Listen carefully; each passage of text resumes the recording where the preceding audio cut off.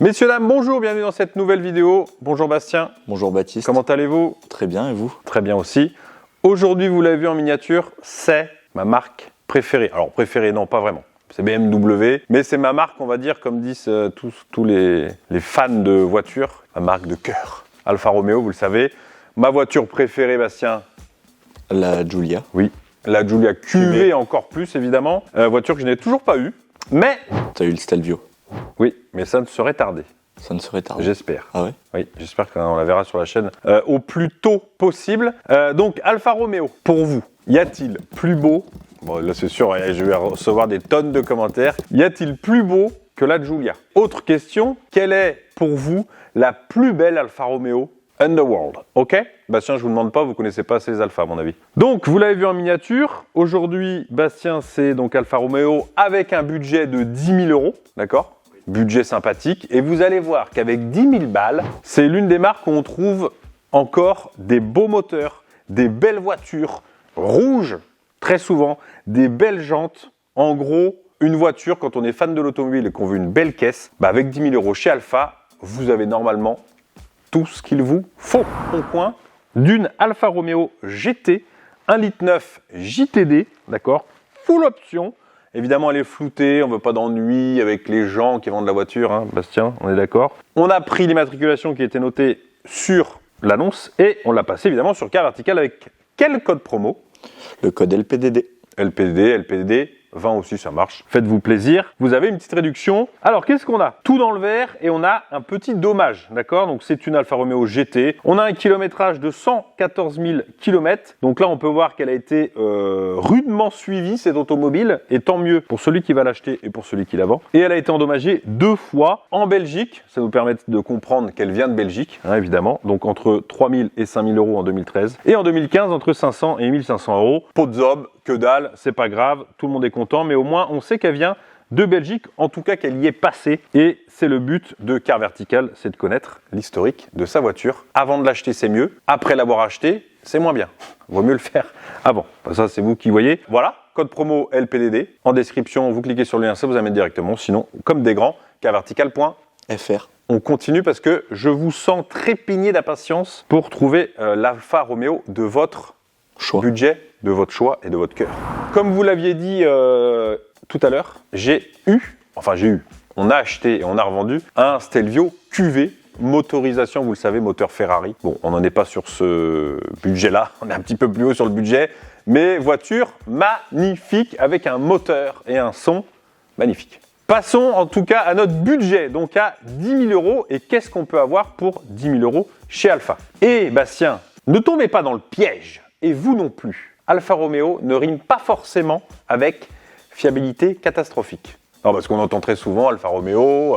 D'ailleurs, c'est ce qui a fait un petit peu de mal à Alfa Romeo, hein, et d'ailleurs à la Giulia qui ne se vend pas, enfin ou très peu. Mais à choisir. Encore une question.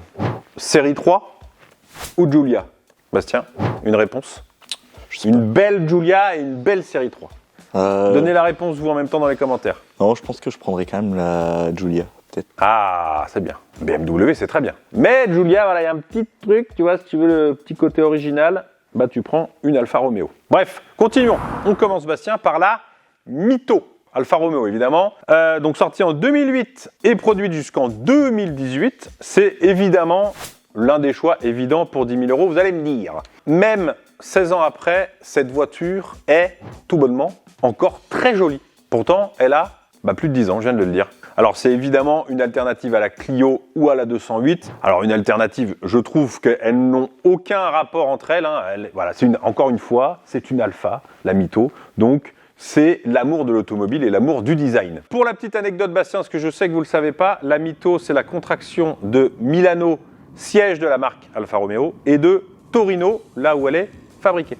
Waouh! T'as vu un peu? Quelle anecdote! On a évidemment eu le droit à une infinité de versions et de motorisations, mais pour résumer, il y a eu déjà 3 phases. Donc la phase 1, entre 2008 et 2013, disponible en 3 motorisations diesel et 10 moteurs essence. 10 moteurs essence. La phase 2, entre 2013 et 2016, avec une seule version diesel et 5 essences et une version GPL. Et la phase 3 pour finir, produite de 2016 à 2018 avec un moteur diesel et 4 moteurs essence. C'est bon, vous suivez Bastien? Je suis. Très bien. On va pas entrer dans les détails de chaque version parce que sinon, évidemment, il faudrait une vidéo qui fait 1h30, mais on va vous donner mes recommandations, d'accord?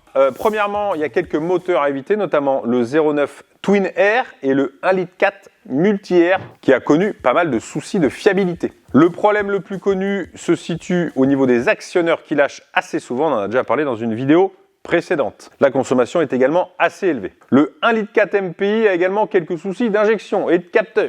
Hein, bon, c'est pas la catastrophe non plus, mais c'est pas terrible. En revanche, c'est là où on en vient. Je peux vous conseiller le 1,4 litre T-Jet de 120 et de 155 chevaux, qui sont vraiment très très fiables, et en plus assez performants. 2 blocs uniquement disponibles sur la phase 1. Du côté des diesels, que ce soit le 1,3 litre JTDM ou le 1,6 litre JTDM, ce sont 2 très bons moteurs, à condition évidemment qu'ils aient eu un entretien. Évidemment, aux petits oignons, comme d'habitude. Et évidemment, qu'ils aient fait de la route, hein, pas de ville. On a quelques petits problèmes électroniques, notamment sur le start and stop. Le mieux, c'est de le désactiver à chaque fois que vous l'utilisez. Comme ça, vous êtes tranquille, à peu près. On continue avec une voiture un petit peu plus grande, un gabarit un petit peu plus grand que la Mito. C'est bien évidemment la Giulietta, produite entre 2010 et 2020. Encore une belle Alfa Romeo. Commence peut-être un petit peu à vieillir et encore, pour une bagnole qui a 15 ans, elle est très sympathique. Moi, je les aime bien. Voilà. Vous voyez de quoi je parle? Oui, oui, celle-là, oui. La première Giulietta, d'ailleurs, est sortie en 1954. Ah oui, aussi. Aïe. Très très vieille. Je crois en cabriolet, coupé, 4 portes, la totale. À l'intérieur, on a des finitions plutôt sympathiques et des matériaux qui sont pas dégueux. Quelques équipements sympas avec notamment le DNA. Donc pour ceux qui ne savent pas de quoi je parle comme Bastien, il s'agit d'un petit sélecteur situé à côté de la commande de boîte et qui permet de choisir 3 modes de conduite. D'accord? D pour dynamique, hein, mode sport un petit peu. N, natural, ok, donc standard, on va dire. Et A pour all weather. All weather, toutes les saisons. Donc pluie, neige, voilà.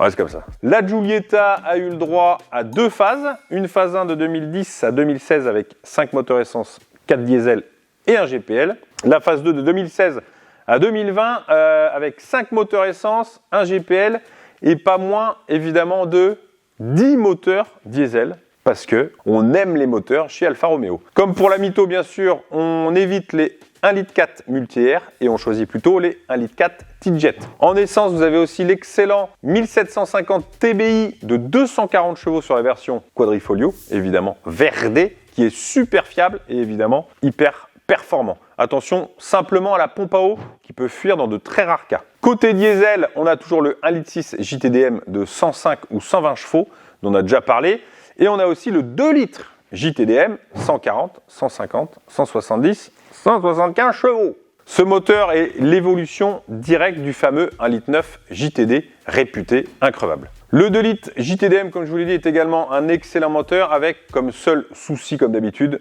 le FAP et la vanne EGR. Mais si les voitures roulent, normalement, ça ne pose pas de problème. Et aussi comme la Mito, quelques petits soucis de start and stop. Voilà. Maintenant, on remonte un petit peu le temps et on va avec la 159 que beaucoup oublient, alors que c'est une excellente automobile.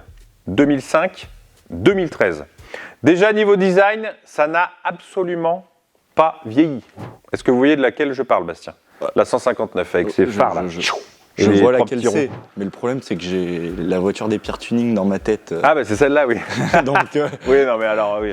Alors, normalement ils ont déjà vu la vidéo, donc on parle de Bastien parle de l'Alfa Romeo 159 verte et noire, magnifique. Passons à la 159 pas tuning, qui est, il est vrai, une superbe voiture qui est encore aujourd'hui, franchement, magnifique. Si vous prenez une version haut de gamme, elle est magnifique cette caisse. Et encore plus, évidemment, en version break, si on aime les breaks, bien sûr. Côté équipement, on a le régulateur de vitesse, ordinateur de bord, les vitres électriques et les rétroviseurs électriques de série, évidemment. Les versions plus haut de gamme, je vous disais, proposent quant à elles les capteurs de pluie, les feux automatiques, les radars de recul et les feux Big Xenon et la navigation. Bon, la navigation, évidemment, est un petit peu vieille, hein, mais bon, on l'a quand même. En tout cas, pour l'époque, c'est quand même très bien et on sent que l'objectif est d'aller évidemment titiller les Allemandes. Hein. Mais en tout cas, niveau gueule, ça c'est une Alfa.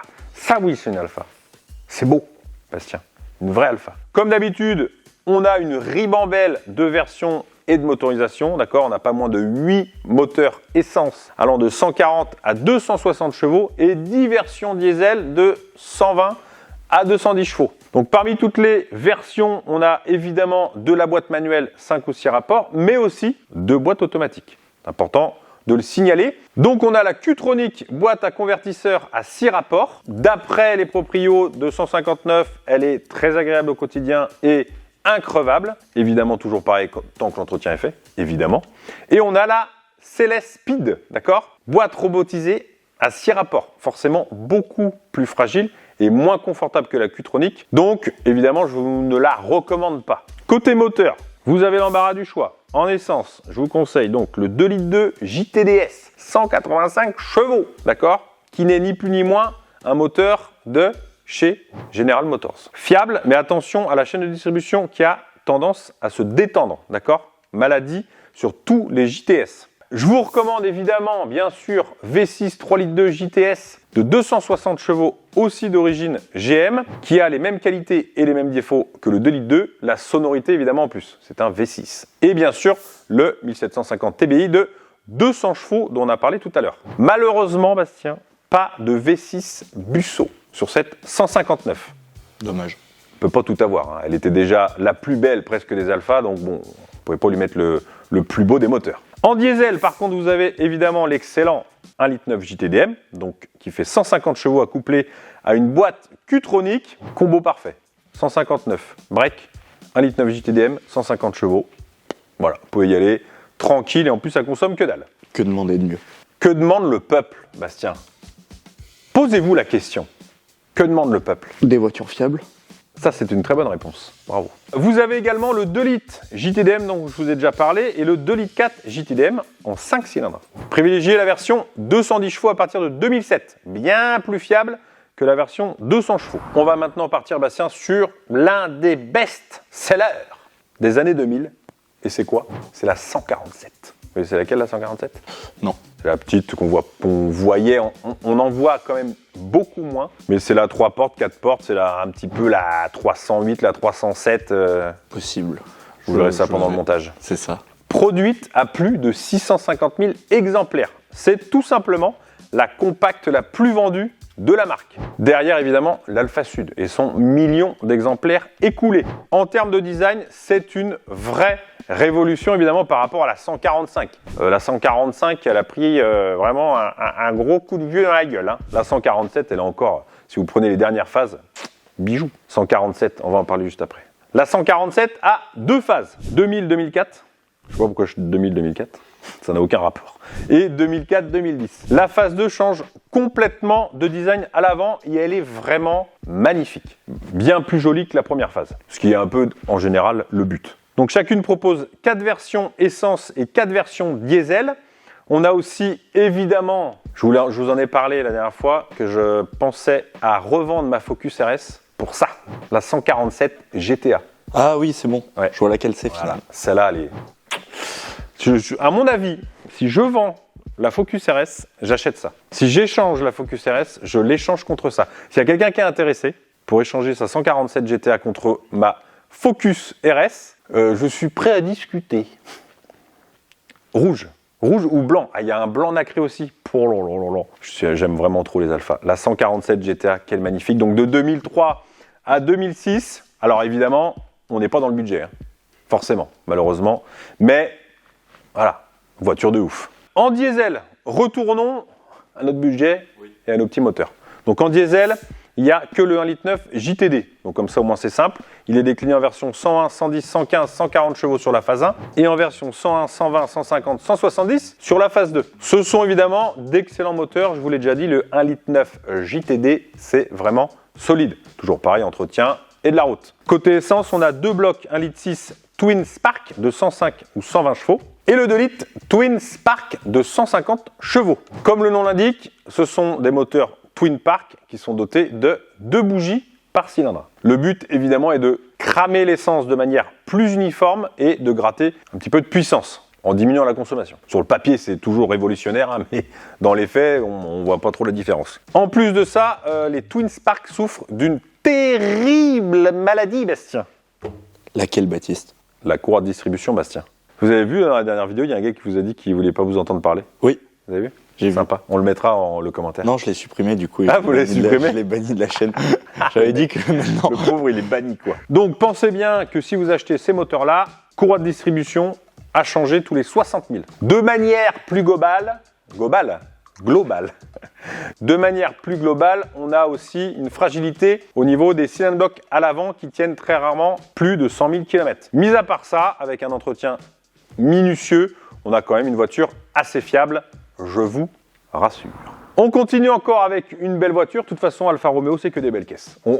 Je peux pas dire autre chose. Et je pense que vous pouvez pas dire le contraire. Si on compare à d'autres voitures avec tous ces modèles, c'est vrai. On compare d'autres marques avec tous les modèles, je parle. Alfa a moins de modèles, évidemment, mais ils sont tous quand même, la plupart, très très beaux. Et donc, pour ceux qui veulent une voiture plaisir, tout en gardant le confort d'une berline, vous avez bien sûr l'Alfa Romeo GT Coupé, produite entre 2003 et 2010. Basée sur la 156, elle adopte une ligne complètement différente, mais pareil, je vous l'ai dit, diablement réussie. Là encore, pour moi, elle n'a pas pris une ride. Notez quand même les feux à l'arrière qui sont super fins, et à l'époque, c'était une sacrée prouesse technique et esthétique. La GT a eu le droit à 3 moteurs essence et un seul diesel. En essence, on a donc le 1,8 litre Twin Spark de 140 chevaux qui souffre, je vous l'ai dit, des mêmes problèmes que le 1,6 litre, le 2 litres JTS de 165 chevaux,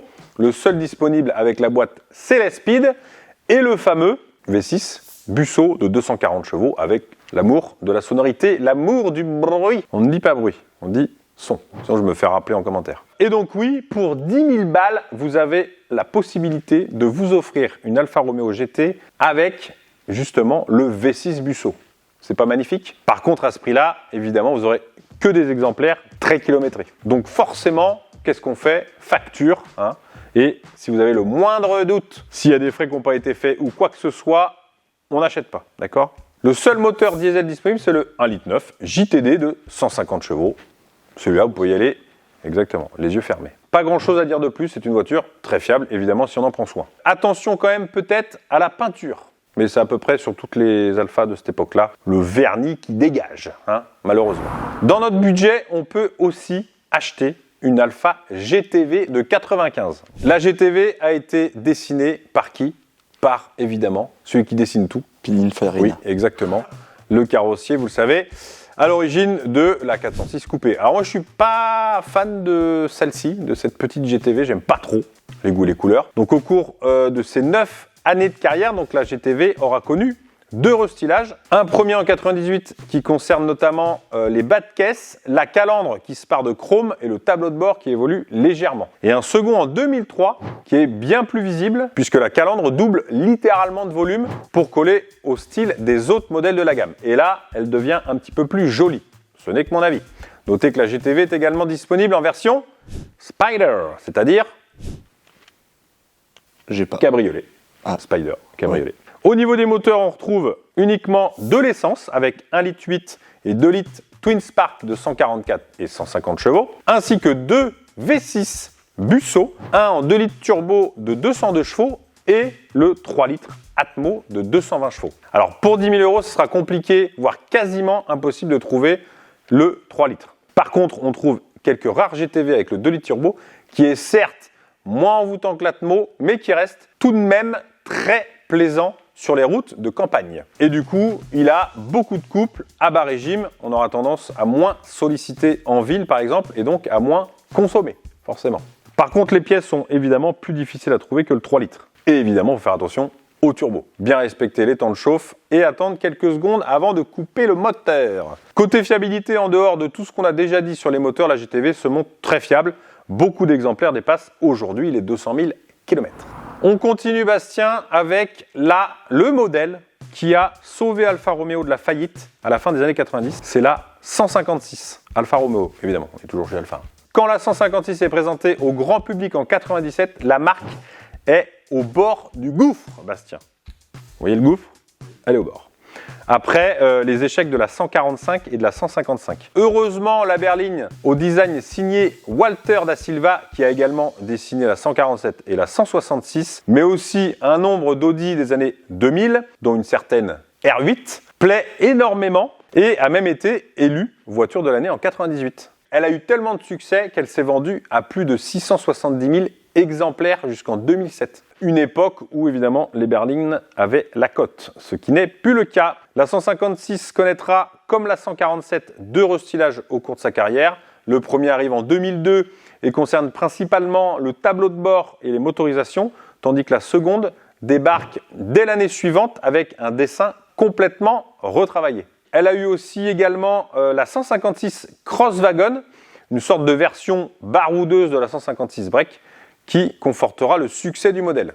En général, quand tu fais des modèles comme ça, c'est que tu en as vendu beaucoup et puis bon, tu peux te permettre de faire des petites choses sympathiques et originales. Au niveau des motorisations, sur les 2 premières phases, on a 10 versions essence et 4 diesel. Sur la phase 3, on passe à 5 versions essence et 3 diesel. Côté essence, je vous conseille le 2 litres JTS de 165 chevaux. Quelques cas de bobines et de bougies qui rendent l'âme prématurément, mais rien de grave. Le second moteur essence que je vous conseille, c'est le V6 Busso 2,5 litres Atmo, qui est hyper fiable. Certains qui dépassent les 250 000 km, c'est pour dire. Par contre, Bastien, on oublie la GTA, qui sera hors budget ou évidemment dans un état catastrophique. En diesel, vous pouvez opter pour le 1,9 litre JTD, qui sera disponible en 105, 115 chevaux sur les phases 1 et 2, et en 115 et 140 chevaux sur les phases 3. Vous avez également le 2 litres 4 JTD, 136, 150, 175 chevaux.